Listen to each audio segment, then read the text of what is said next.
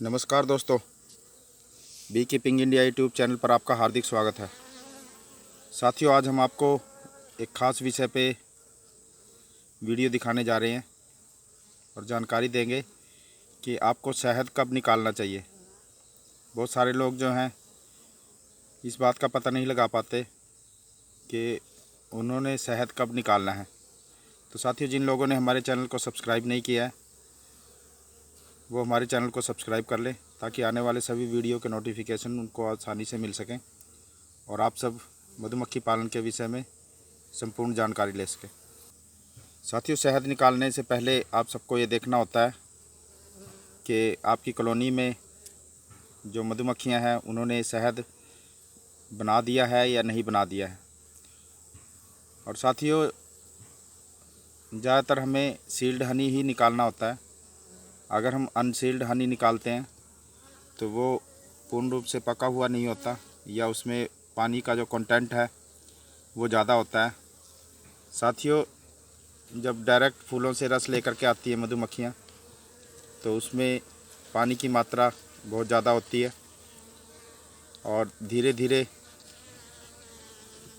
जो मधुमक्खियाँ हैं उसको शहद में बनाने के लिए उसमें से जो पानी के कंटेंट है, पानी की जो मात्रा है उसको कम करती हैं और फाइनली जब शहद निकालने वाला होता है तो लगभग 20% उसमें पानी की मात्रा होती है। यानी नेचुरल शहद में भी 20% तक अगर पानी की मात्रा है, वाटर कंटेंट है, तो वो एक्सेप्टेबल होता है, वो सही माना जाता है। तो साथियों, अभी हमारे पास 2 छत्ते हैं जो कि एपिस मेलिफेरा बीज के हैं और इसमें आपको दिखाता हूँ कि शुरू में किस प्रकार से ये अनसील्ड हनी होता है। पहले अनसील्ड हनी का जो छत्ता है वो दिखाता हूँ मैं आपको। साथियों, ये एक मधुमक्खी का छत्ता है जिसको हमने कॉलोनी से निकाला है।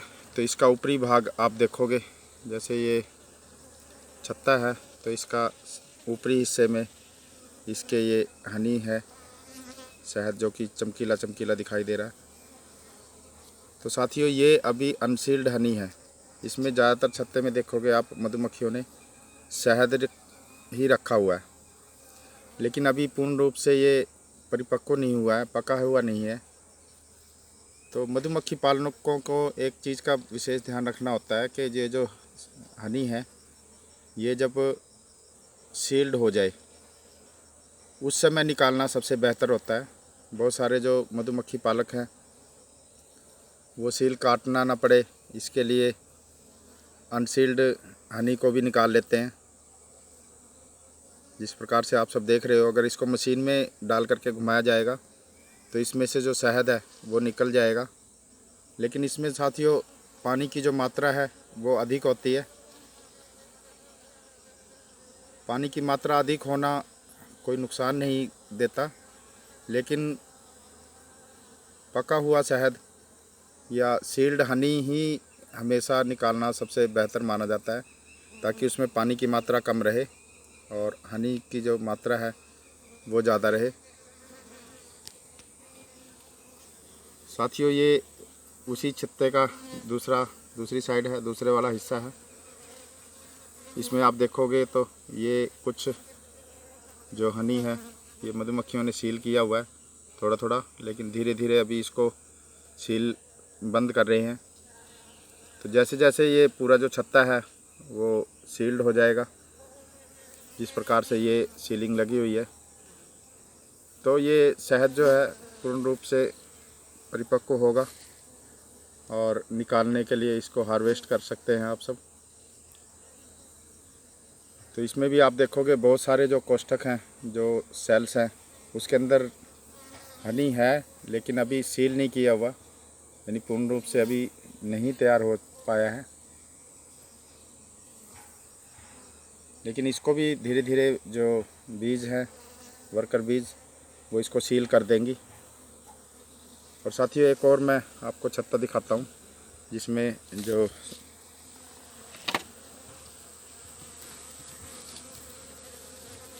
मधुमक्खियों ने जो हनी है वो ज़्यादा सील किया हुआ है, वो दिखाता हूँ मैं आपको।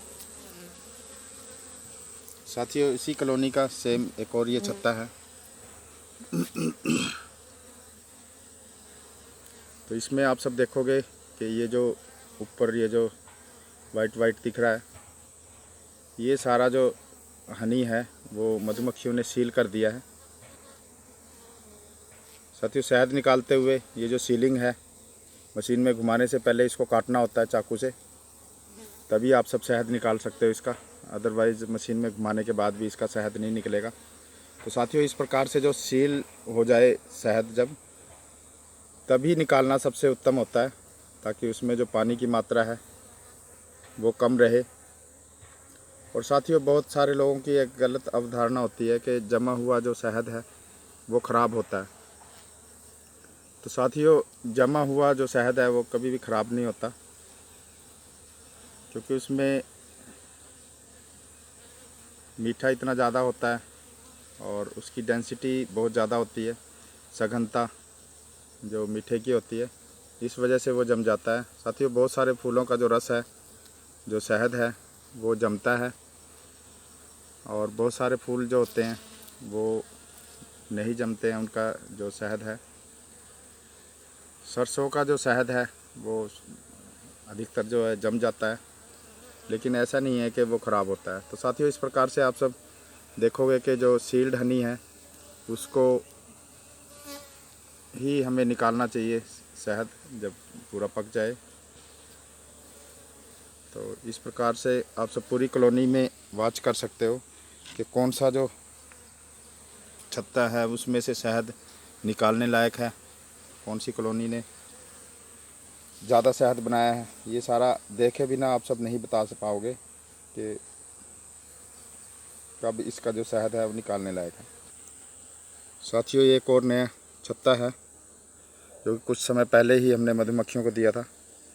इसमें देखोगे तो मैक्सिमम जो ये जो छत्ता है उसमें शहद इकट्ठा किया हुआ है मधुमक्खियों ने, लेकिन इसका कुछ हिस्सा ही अभी सील हुआ है, ऊपर का आप देखोगे। बाकी हिस्सा भी है, जैसे जैसे मधुमक्खियाँ इसको फिल कर रही हैं, भर रही हैं बीच में शहद, तो वैसे वैसे ही जो मधुमक्खियाँ हैं इस हनी को सील कर देंगी, और सील करने के बाद आप आसानी से इसका जो शहद है वो इसमें से निकाल सकते हो। साथियों इसका छत्ते का इसी का दूसरा हिस्सा है, आप देखोगे ऊपरी हिस्सा जो है मधुमक्खियों ने सील कर दिया है। तो इस प्रकार से आप सब सील्ड हनी ही निकालें जिसमें अच्छी गुणवत्ता होती है, और आपका जो शहद है वो लॉन्ग टर्म के लिए आप सब इसको रिजर्व कर सकते हो। साथियों शहद जो है जल्दी से ख़राब नहीं होता है, क्योंकि अपने आप में मीठा एक प्रिजर्वेटिव का काम करता है।